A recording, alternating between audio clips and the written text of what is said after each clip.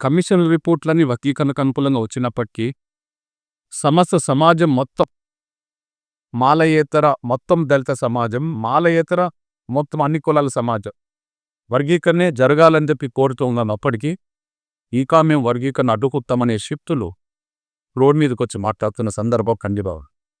ఇట్లాంటి కీలక దశలో మేము వర్గీకరణ అమలు చేసుకోవడం తక్షణం జరగాలి. ఇప్పటికే గౌరవ ముఖ్యమంత్రి రేవంత్ రెడ్డి గారి ప్రభుత్వం ఏకసభ్య కమిషన్ వేసింది. కమిషన్ జిల్లాల పర్యటనలో ఉన్నది. కమిషన్ ముందు కూడా త్వరలో మేము నివేదిక ఇవ్వబోతున్నాం.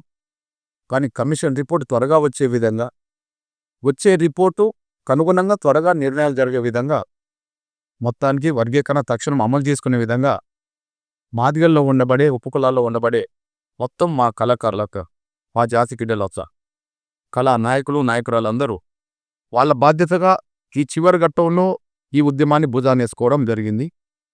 అది సంతోషించదగ్గదే కాదు, గర్వించదగ్గది. ఎంఆర్పిఎస్ 30 ఏళ్ల సుదీర్ఘ పోరాటంలో ఒక్కొక్క సమయంలో ఒక్కొక్కరు కీలకమైన పాత్ర పోషించారు. శాసనసభ ముట్టడించినప్పుడు మా మహిళా నాయకత్వం అసెంబ్లీ ముట్టడించడం వల్ల మాకు చట్టసభ అసెంబ్లీ తీర్మానం జరిగాయి. అప్పుడు మాకు మేరీ, శోభ, ఇంకా చాలామంది మహిళా నేతలు అప్పుడు యుద్ధంలో.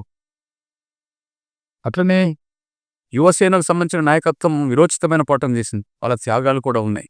అందులో మా సురేందర్, తెల్లబల్ల రవి, దామోదర్, మహేష్ ఇట్లా ఎంతో ఉన్న కింద వాళ్ళ త్యాగాల్లో మా మహిళలు కూడా ఉన్నారు, బాగున్నారు. అట్లనే వివిధ సమయాల్లో మా జర్నలిస్టుల పాత్ర కీలకంగా ఇక్కడి నుంచి మొదలుపెట్టి ఢిల్లీ వరకు వచ్చి జర్నలిజం ఆకాంక్షలు చాటారు. మాదిగ ఉద్యమంలో విద్యార్థులు విరోచితమైన పోరాటం చేశారు. మాదిగ ఉద్యమంలో ఉద్యోగస్తులు తమ వంతు పాత్ర సీరియస్గా పోషించారు.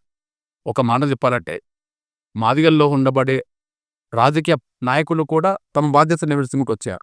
ఒక మాట చెప్పాలంటే మాదిగల్లో ఉండబడే సమస్త సమాజం వర్గీకరణ ఉద్యమాన్ని ఆయా సందర్భాల్లో ముందుకు నడిపించే ప్రయత్నం చేశారు. అంతర్భాగంగా ఇప్పటి వరకు మాదిగ దండోర కళామండలి, నా మాదిగ బిడ్డలైన మాదిగ కళాకారులు ఎక్కడున్నా కూడా ఈ ఉద్యమానికి ఆయా సందర్భాల్లో వాళ్ళ పాత్ర పోషించారు. కానీ ఇప్పుడు ఈ ఉద్యమానికి నేతృత్వం వహించే స్థాయిలో, ఈ ఉద్యమానికి నాయకత్వం వహించే స్థాయిలో, ఈ చివరి ఘట్టంగా వచ్చే అడ్డంకులను ఎదుర్కొనే స్థాయిలో, ఎదుర్కొని జాతికి విజయాన్ని అందించే స్థాయిలో వాళ్ళ మాదిగల కళాకారులు నాయకులుగా, నాయకురాలుగా తయారై ఈ ఉద్యమానికి నేతృత్వం వహించబోతున్నాం. అందులో భాగమే బి గొంతులు, లక్ష డప్పుల నినాదంతో హైదరాబాదులో ఆ కార్యక్రమం జరగబోతుంది. ప్రపంచం మొత్తం ఆ కార్యక్రమం చూడబోతుంది. ఇక్కడ వర్గీకరణను అడ్డుపడేటోళ్ళు దళితుల్లో ఉంటారు. ఒక్కడే కులం, మొత్తం 59 కులాలు. మిగిలిన వర్గీకరణ కోరుకునే ప్రతి కులాన్ని, దళితుల కులాన్ని ఆ వేదిక మీద చూపెట్టబోతారు. అదే సమయంలో మాలయేతర, దళితయేతర మొత్తం అన్ని వర్గాలు వర్గీకరణ సపోర్ట్ చేస్తున్నాయి. వాళ్ళందరినీ సమీకరించబోతున్నాం. అదే సమయంలో వర్గీకరణ కోరిక అన్ని రాజకీయ పార్టీలు, అన్ని కుల సంఘాలు, అన్ని ప్రజా సంఘాలు, అన్ని విద్యార్థి సంఘాలని అక్కడ తీసుకొస్తాం. వాళ్ళని 1000 గొంతులుగా సమాజం ముందు వినిపించే ప్రయత్నం చేయకూడదు.